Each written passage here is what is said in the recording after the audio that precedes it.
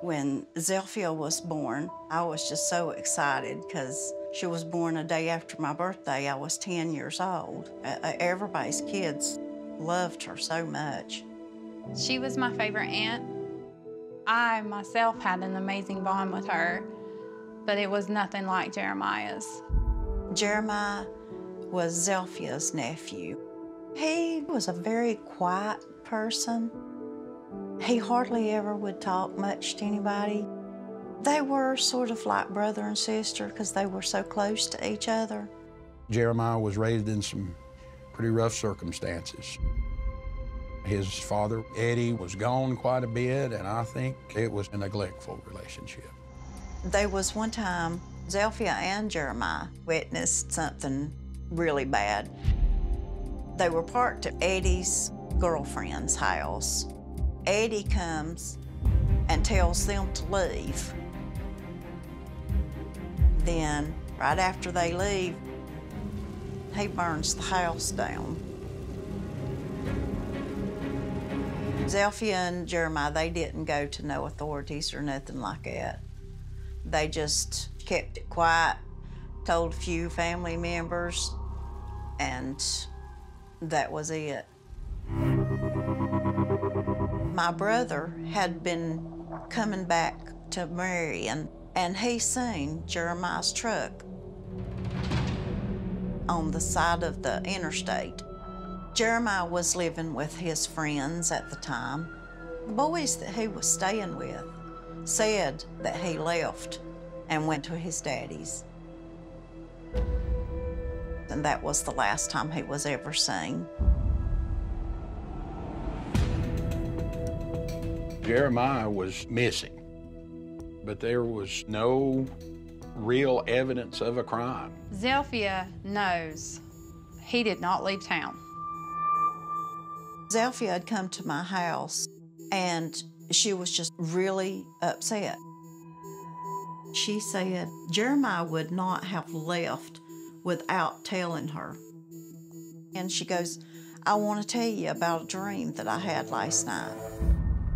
She dreamed that Jeremiah's own daddy, Eddie Pittman, had killed Jeremiah and had buried him and put lime on him. It made my heart beat so fast. Zelphia was a waitress. She worked at the truck stop. One day, Zelphia didn't come home after work. I filed a missing persons report. The sheriff's department didn't believe us. We had 2 family members missing. They was making every excuse in the world they could to keep from looking for Jeremiah and Zelphia. There were some hunters out in a remote area of our county around Lake James who ran across the remains. There wasn't any type of burial or real concealment. It appeared like that the body was just left on top of the ground. There was also a sheet and a towel and some clothing that was identified as Zelphia's.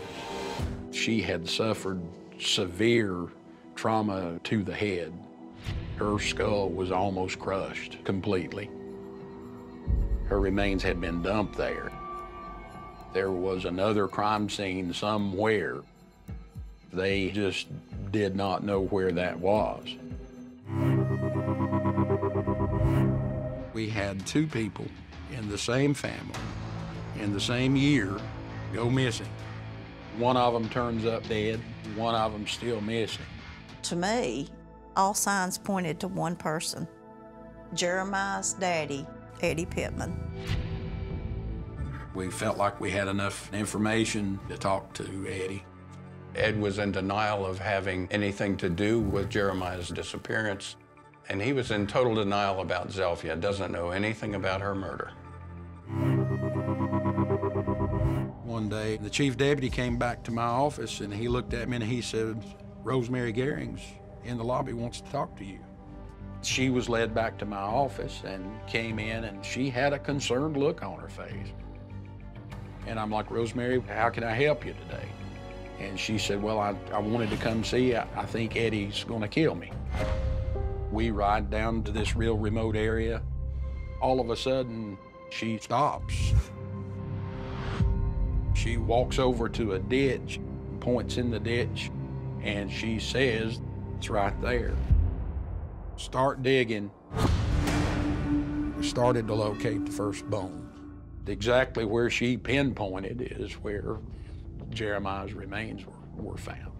And so she began to tell the story of witnessing a confrontation between Ed and Jeremiah, where Jeremiah ended up dead.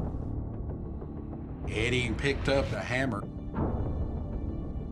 so he could finish Jeremiah off. They had taken Jeremiah's truck and abandoned it out on the interstate. Rosemary had gone with him to dispose of the body. Part of what they did in disposing of him was to pour the lime in the hole. And Zelphia's nightmare came true. Her dream was given to her for a reason. Zelphia knew where Jeremiah was. She knew exactly where he was. Whoa, here, this is not just some abstract dream. This is real. Blunt force injury to the head. It was just like Zelphia's murder. Ed Pittman, for heaven's sakes, killed his own son. Killed him the same way Zelphia was killed, in the same county, during the same year. There's too much there to be coincidence. Was it actually a dream? We don't know, but she knew what happened to Jeremiah. We went to Ed's house. A number of us went out there, not knowing what Eddie might be capable of. He advised Eddie that we had a warrant for his arrest and that he was under arrest for murder. And I'll never forget the reaction Eddie gave me. He said, "Whose murder?" Now we're really convinced Eddie could have killed Zelphia. I said, "Let me ask you a question.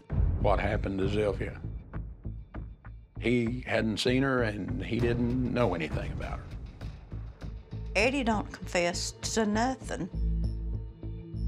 We haven't found any evidence to connect Ed to Zelphia. Nothing solid. We've got her body, that's all we have. He was charged with Jeremiah's murder. He pled guilty and there was a plea agreement to manslaughter. I really thought that Eddie did it. But he got rid of Zelphia because of her suspicions of him. We were approached by a prisoner in jail.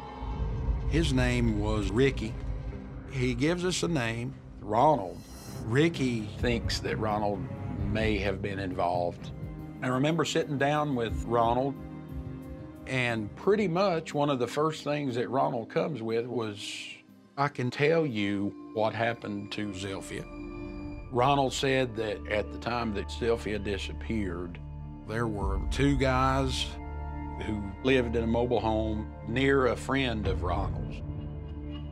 Ronald said that his friends had gone over there one night to ask him to turn some music down, and that they was real suspicious the way they'd answered the door and wouldn't let anybody in. And then later that night, Ronald's friends actually saw two guys moving something that looked like a rolled up carpet or something to that nature. Ronald said that maybe he's hauling her body away. You know, it's been 11 or 12 years. Dudley went out to the area that Ronald had described. I found the landlady. And she confirmed that, yeah, back around 1993, there was a guy that had lived at that mobile home. And she gave us the last name of Whited, Robin Whited. I was able to locate where Robin was working at a car dealership. He was very polite and acknowledged almost right away that, yeah, they had partied with some girl and she had a strange name. I mentioned the name Zelphia, and he said, yeah, that sounds right. Showed him a picture of Zelphia, and he acknowledged that, yeah, that's the girl that he had partied with. He remembers this blonde-haired girl coming over to party one night, that he had had sex with her, but the next morning, she was gone. He did not know when she left exactly. And he had no knowledge or clue that she had met with any kind of foul play. If he'd said, I don't know what you're talking about, don't know this girl, never saw her before, we basically would have shut us down again, and we would have come back empty-handed.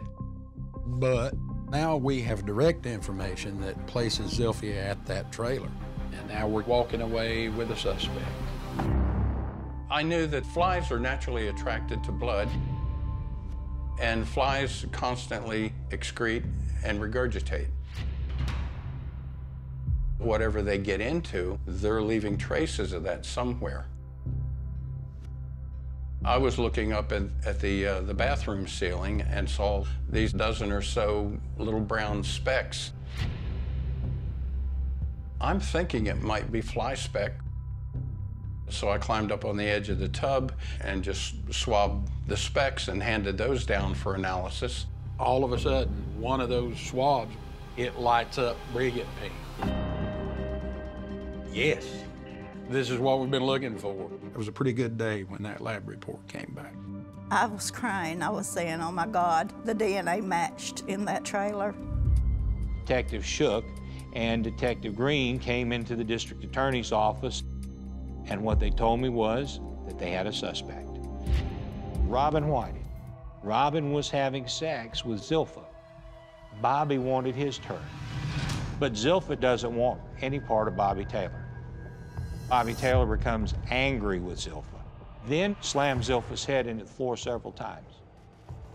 Robin said that he had personally witnessed Bobby beat her to death. We find out where Bobby is. Bobby's in federal prison. Bobby remembered this blonde-haired girl had come over to his trailer and partied one night. But his story was that when he had last seen her, she was alive and well. So we started confronting him with some of the things that Robin said. And Bobby pretty well shut down. And I said, Bobby, I've been doing this for 25 years. And he looked at me and he said, what you don't understand is I've been doing this for 25 years.